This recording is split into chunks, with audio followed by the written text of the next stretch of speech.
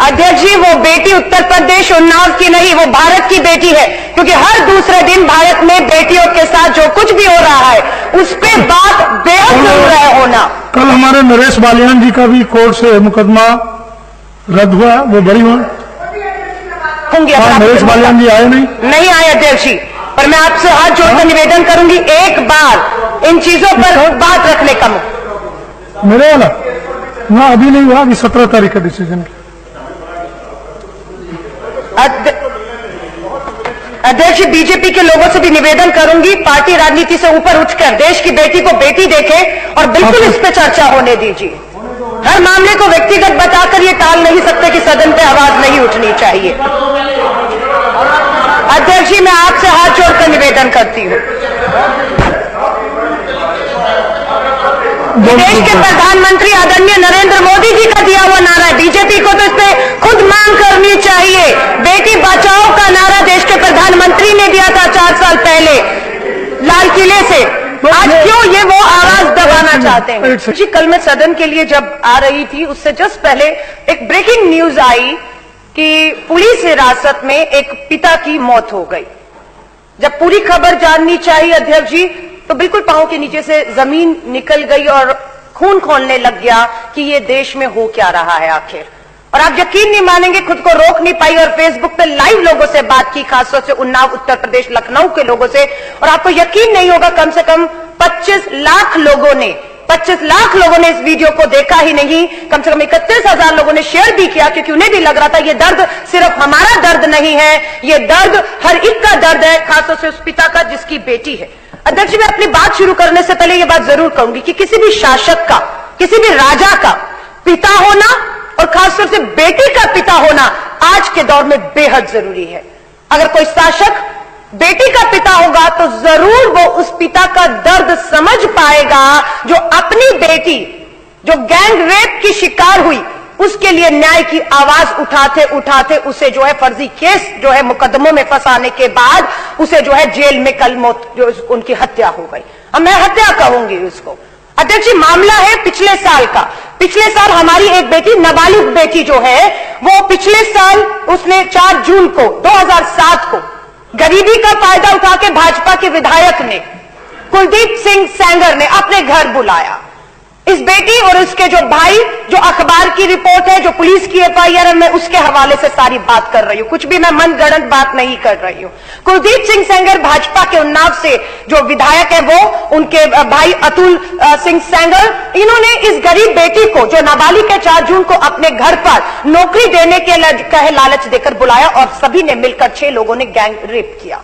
उसके बाद इस बेटी ने पूरी कोशिश की, पुलिस के पास गई, कोई सुनवाई नहीं हुई, और जब इन्हें पता लगा ये बेटी हिम्मत दिखा रही है, थाने में जाकर इनके खिलाफ रिपोर्ट करा रही है, 11 जून 2017 को दोबारा इस लड़की को अगवा कर लिया जाता है और फिर पुलिस इस बेटी को किसी तरह इनके चुंगल से छुड़ाने में कामयाब हो जाती है। उनका जी शॉर्ट में करिए प्लीज। अध्यक्ष, मैं बिल्कुल आपको सिर्फ ये कि तथ्यों पे बात कर रही हूं। अध्यक्ष जी, उसके बाद लगातार 1 साल तक संघर्ष चलता रहा, पुलिस में FIR और इसके ऊपर दबाव हुआ, FIR नहीं हुई, शिकायत वापस लेने के दबाव में हुआ ये अध्यक्ष जी कि 3 मई को इसके पिता कि जो है इन गुंडों ने विधायक, बीजेपी के जो विधायक है कुलदीप सिंह सेंगर, अतुल सिंह सेंगर, उनके भाई और उनके साथियों ने मिलकर एक पेड़ से बांधकर इसकी पिता की इतनी बुरी पिटाई की कि 8 मई को मजबूर हो गया पूरा परिवार, बेटी, पिता, मां, मुख्यमंत्री जो उत्तर प्रदेश के योगी आदित्यनाथ जी के दफ्तर के बाहर, आवास के बाहर जाके आत्मदाह करने को, या तो न्याय दिलाइए या हम आत्मदाह कर लेंगे।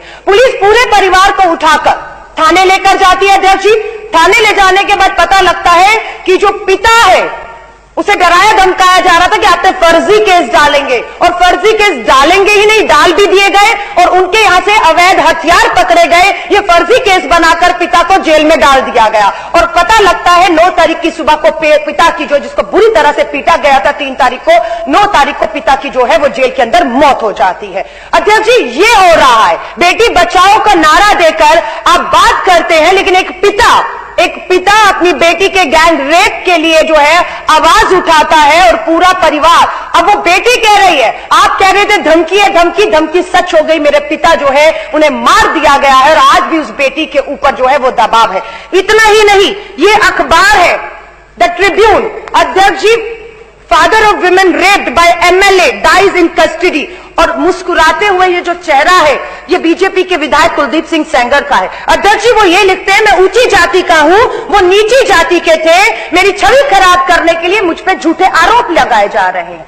ये उनकी सफाई दी गई है। इतना ही नहीं अध्यक्ष जी, ये जो विधायक है ये कहते हैं उल्टा राम राज्य है, आरोप तो भगवान राम पर भी लगे थे। ये देखिए, ये राम राज्य की बात करते हैं और इनका विधायक बलात्कार करने के बाद कहता है कि आरोप तो भगवान राम पर भी लगे थे। अध्यक्ष जी मैं आपसे हाथ जोड़कर निवेदन करती हूं, एक तरफ हमारी बेटियां पूरे विश्व में देश का नाम कॉमनवेल्थ गेम में गोल्ड लाकर जो है वर्ष रही है, दूसरी तरफ बेटी बचाओ के नारे पर अगर योगी आदित्यनाथ जी की बेटी होती तो जरूर वो उस पिता का दर्द अध्यक्ष जी समझ पाते।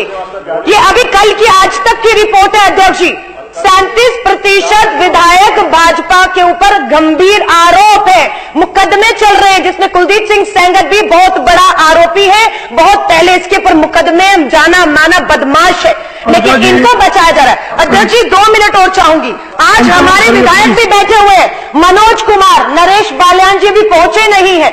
नरेश बाल्यान जी, मनोज कुमार हमारे विधायक है, गुलाब सिंह जी नहीं अभी सदन में आए, उन्हें तो गुजरात से पकड़ कर लाए थे।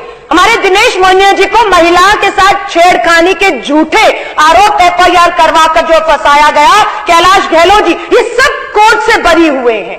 किस तरीके से कानून सत्ता पुलिस का दुरुपयोग ये वहां बैठ के कर रहे उत्तर प्रदेश में और दिल्ली में देश देख रहा है। सब विधायकों के ऊपर झूठे मुकदमे डाले, लेकिन एक भी मुख्यमंत्री ने, जब भी एक मुख्यमंत्री के पास गए हम लोगों पर मुकदमा दर्ज किया, उन्होंने कहा जब तुमने कुछ नहीं कहा डरना मत, जेल जाने से कानून न्याय देगा। और हकीकत है हमारे 6 के 6 विधायक आम आदमी पार्टी के, गर्व कहती हूं, 2 तालियां कहूंगी इन लोगों के लिए कि बरी होकर आए, बाइज्जत बरी होकर आए। किसी ने बचाने की कोशिश नहीं की, किसी ने ताकत इनके लिए गवाही नहीं दी, इनकी जनता इनके लिए गई, सबूत नहीं थे, झूठे केस थे इसलिए बरी हो गए। लेकिन उत्तर प्रदेश में एक बलात्कार के आरोप में FIR में भी पुलिस ने नाम नहीं लिखा पीड़िता के, 1000 बार कहने के बावजूद भी। अध्यक्ष जी ये बिल्कुल देश के सामने आना चाहिए। कब तक खोखले नारे बेटी बचाओ के करेंगे? कहां है सुषमा स्वराज जी, कहां है स्मृति ईरानी, कहां है मेनका गांधी? क्यों आवाज नहीं इनकी गुमती है? कहां है रीता बहुगुणा जोशी? क्यों नहीं आवाज उठाती है आप इस बेटी की? क्योंकि ये बेटी का बलात्कार का आरोप भाजपा के एक विधायक पर लगा है, इसलिए आप बेटी की परवाह नहीं करेंगे, उस बलात्कारी भाजपा के विधायक को बचाने की कोशिश करेंगे। यही हरियाणा के जो अध्यक्ष है बीजेपी के, हरियाणा के उनके बेटे के ऊपर जो एक IAS की बेटी के साथ जो है उनकी छेड़खानी का जो लगा, गोपाल कांडा जैसे लोगों को इन्होंने जो है अपने साथ पार्टी में लेकर रखा है। और उत्तर प्रदेश में अध्यक्ष जी 114 खाली बीजेपी के ऐसे विधायक हैं जिन पे संगीन आरोप है, बलात्कार के और बहुत गंभीर हत्याओं के आरोप है। इन लोगों को ये लेकर बैठे हुए हैं देश के प्रधानमंत्री। दुख की बात है कि एक आवाज नहीं उठी जिन्होंने बेटी बचाओ का नारा दिया। अध्यक्ष जी हाथ जोड़कर कहेंगे सुप्रीम कोर्ट से कमेटी का गठन होना चाहिए। किसी को भी उत्तर प्रदेश की, उन्नाव की, यूपी की पुलिस, योगी आदित्यनाथ जी के अधीन पुलिस जो है उस पर बिल्कुल यकीन नहीं है।